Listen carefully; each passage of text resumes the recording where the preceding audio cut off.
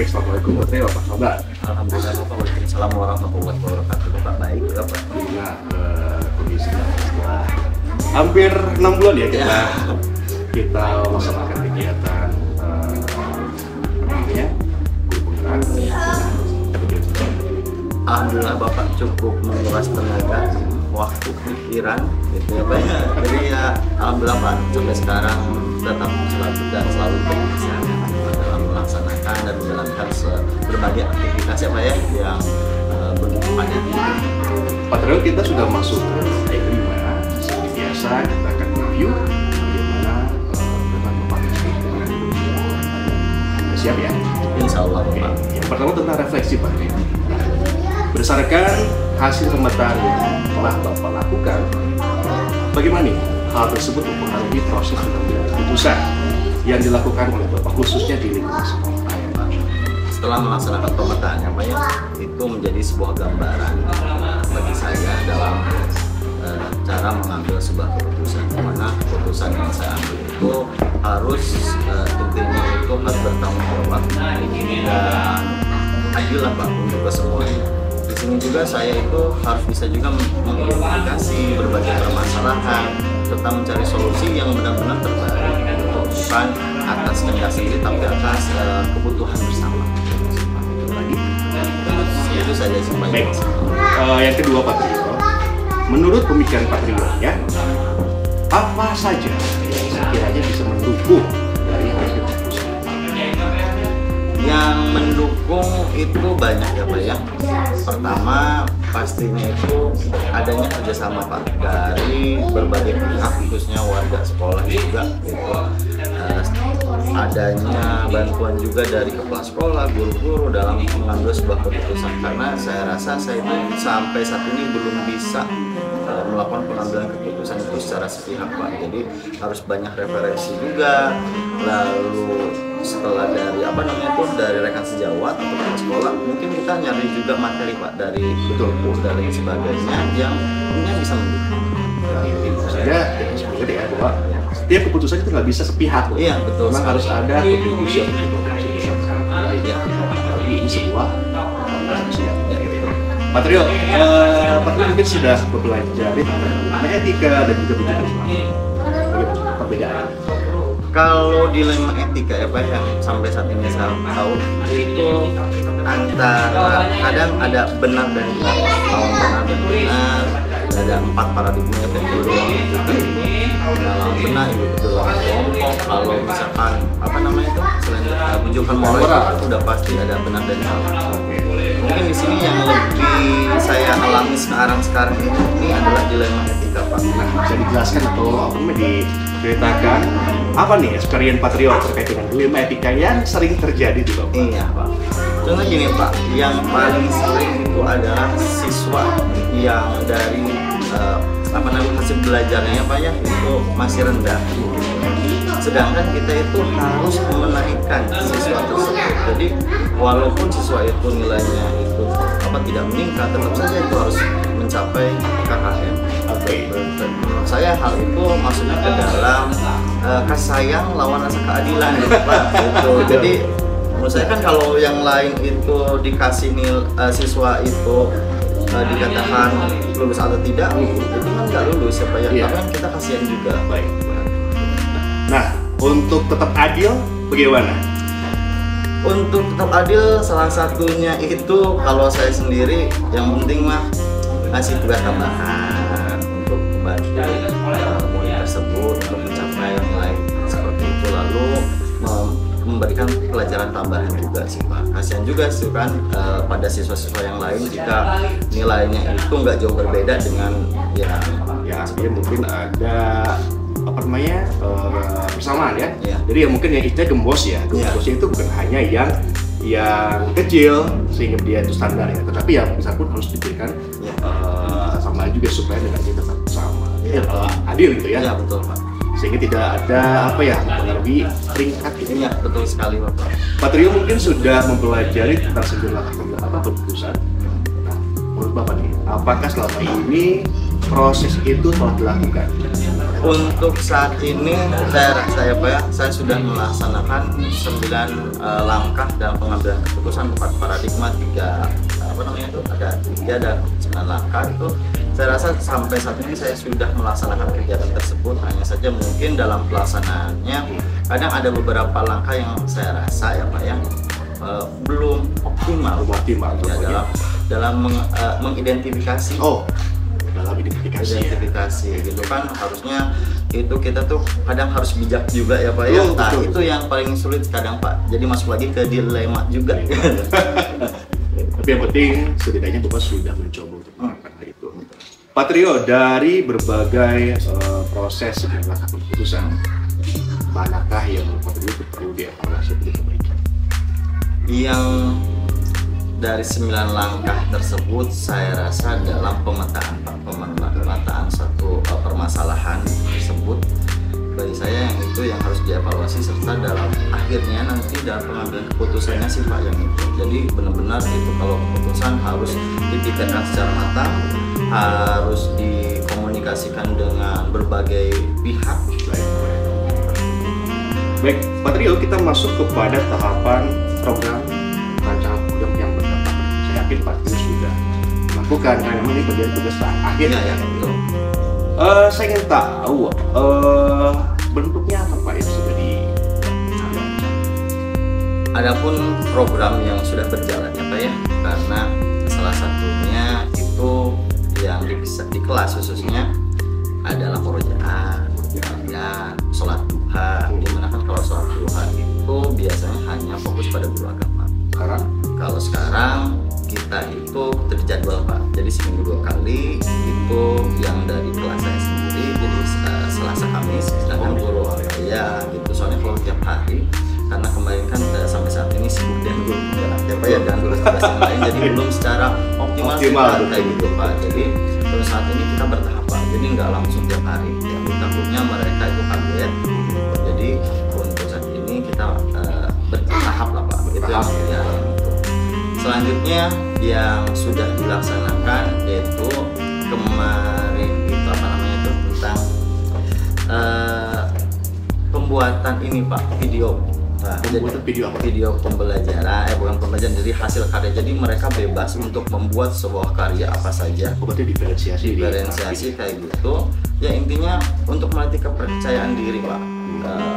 Kita rutin setiap bulannya Pak. Jadi setiap bulan itu jadi mereka itu membuat sendiri video, mengedit sendiri. Jadi kan mengasah kemampuan mereka kayak gitu. Selanjutnya yang sudah berjalan, yang akan mau berjalan itu Pak, apa namanya itu, pembuatan ini Pak, buku. Pembuatan buku? Iya, jadi kayak seperti kumpulan pantun Pak. Anak-anak yang bikin? Anak-anak yang bikin. Kita nggak fokus ke kelas 6 saja gitu ya. Kita minta bantuan dari kelas 4, 5, dan 6. Itu dari semester kemarin sudah berjalan Pak. Kayak gitu. Hanya saja kan mungkin dari banyak hal tidaknya masih belum cukup tuh. Jadi soalnya kenapa saya buat ini, karena di tempat saya yang dulu itu siswa-siswa itu buat buku, buat puisi, kumpulan puisi, lalu dibukukan Pak, dan dijual, ada nilai jualnya. Betul itu bisa dijadikan Pak modal buat iya usaha. Iya kayak gitu Pak. Jadi insya Allah semester 2 kita langsung akan. Apakah itu diberikan juga Pak untuk nomor? Nah kalau nomor ISBN gitu ya Pak ya, itu kan biaya juga sih Pak, biaya juga. Kalau dulu kita juga sudah pernah buat Pak. Oh gitu? Ya kalau saya pribadi sudah buat jadi kumpulan cerpen waktu di sekolah yang dulu tuh. Untuk biaya sendiri kan lumayan Pak. 1 jutaan. Oke. Itu dapat 10. Kalau di kopi lagi kan kita harus nambah. Jadi kan ya alhamdulillah sih Pak, jadi ada royalti juga buat kitanya kayak gitu. Terus ya. Iya gitu Pak. Terus mungkin yang akan berjalan ya, sebenarnya dulu udah berjalan gitu, yaitu Jumat Kamis. Oh iya. Oke, ini buat apa namanya pemetaan ini ya, apa namanya kemampuan anak. Iya, pengembangan bakat dan minat Pak. Jadi dulu pernah saya kan di SMA 3 ya Pak ya, jadi di di SMA 3 itu setiap Jumat ada yang namanya setiap Jumat itu ada dari siswa itu harus kayak berdakwah kayak gitu menggunakan bahasa Arab. Kenapa saya nggak terapkan aja di sini, tapi di sini kita bebas, dia mau nyanyi, mau main alat musik, mau ceramah kayak gitu nggak apa-apa, bebas Pak. Alhamdulillah bulan-bulan kemarin itu sudah ada Pak, ada yang nyanyi, ada yang main alat musik gitu, ada yang dakwah juga gitu. Tapi nanti untuk kedepannya saya itu akan lebih mengedukasi ke teman-teman juga Pak, biar bisa diterapkan di semua kelas. Jadi kita berjadwal Pak. Sekarang tapi masih di kelas Masih aja. kelas 6 saja kelas saya. Dan ini makan lebih lebih keren ya. Iya. Bapak Sultan itu menentukan bahwa ini harus jadi Ya. program unggulan sekolah. Iya Pak. Dan ini akan menarik peserta kita. Iya. Soalnya gini, beberapa waktu lalu saya itu sudah komunikasi dengan salah satu rekannya Pak ya, katanya apa program yang dilaksanakan di sekolah gitu. Menurut saya program-program yang dilaksanakan sekolah itu salah satunya keagamaan. Katanya tuh, itu semua sekolah juga udah bisa. Iya. Carilah program yang mencirikan atau memiliki originality-nya. Iya, dari sekolah dari mencirikan bahwa program itu berbeda gitu. Oh iya ya, saya berpikir mungkin dari aset yang kita miliki salah satunya itu drum band. Apakah dimanfaatkan dengan baik di sini? Untuk saat ini belum. Iya. Menjadi apa ya daya tarik sendiri Iya, Pak, buat masyarakat gitu. Iya betul sekali Pak. Jadi dulu itu warga itu menyekolahkan anaknya itu karena ada drum bandnya kayak gitu. Sekarang itu masih vakum. Jadi sekarang ada nanti bulan Desember ada lomba tentang pianika. Jadi saya fokus ke pianika. Jadi semua siswa kita latih dulu. Kalau pianikanya sudah lancar, baru kita ke drum bandnya. Jadi sedikit demi sedikit sih Pak. Jadi kita akan munculkan lagi drum bandnya. Lalu karena di sini lingkungannya keagamaan Pak. Jadi tadi yang sudah saya sebutkan program yang sudah berjalan itu, dan akan ada lagi yang namanya yang sekarang sudah berjalan itu mengaji Pak. Mengaji. Jadi kita setiap hari siapa saja boleh yang mau memperbaiki hafalan, lalu bacaan kayak itu, mangga mau dari warga sekolah, dari luar sekolah, mangga. Kita memiliki aset. Iya, kita terbuka Pak. Keren Patrio. Itu. Mudah-mudahan sih ini jadi diabsahkan. Iya, betul. Soalnya ini Pak, untuk mengaji sendiri saya sudah komunikasi sama guru agama dan ada warga yang bersedia menjadi tenaga pengajar ya Pak ya. Saya merencanakan akan buat kurikulumnya Pak, gitu, kurikulum, buat bukunya juga. Karena kalau hanya program saja tanpa ada susunan kayak gitu kan agak kurang bagus juga ya Pak ya. Jadi saya akan buat yang namanya buku panduannya, buku ajar untuk muridnya juga, biar lebih tertata. Iya betul Pak. Oke Patrio, dari semua program yang Bapak rancangkan tentunya butuh dukungan. Ya. Nah, dukungan seperti apa yang Bapak harapkan?